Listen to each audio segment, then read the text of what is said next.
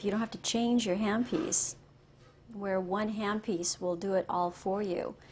Again, it's that keep it simple, philosophy. You're definitely going to save time. And not only time at the front end when you're doing the procedure, but time for the assistant as well, because then you have in place a system where the staff isn't going to be uncertain about which handpiece you may be using for a given procedure. So it saves time on both ends.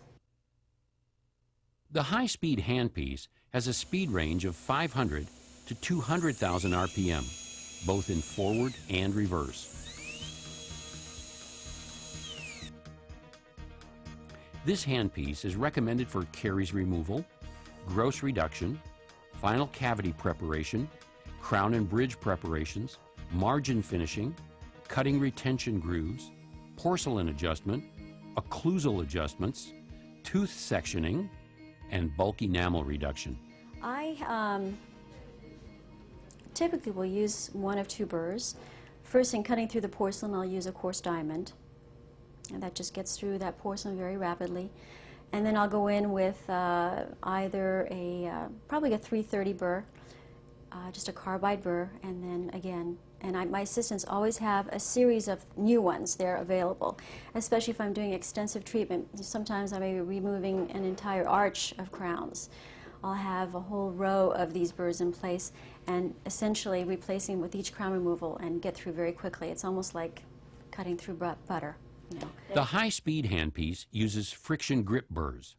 You may want to try the short shank burrs.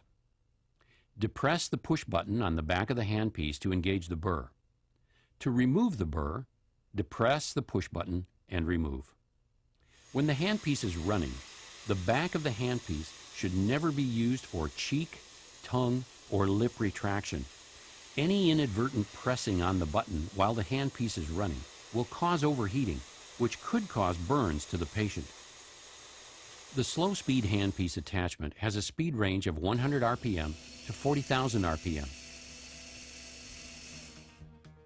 It can be used for amalgam, gold and microfill polishing, endodontics, pin placement, gross and deep caries removal, bone surgery, partial denture adjustment, cutting retention grooves, porcelain adjustment, and finishing all preparations. The slow-speed handpiece uses a latch-type burr and endo files. Again, it is placed by depressing the push button on the back of the handpiece.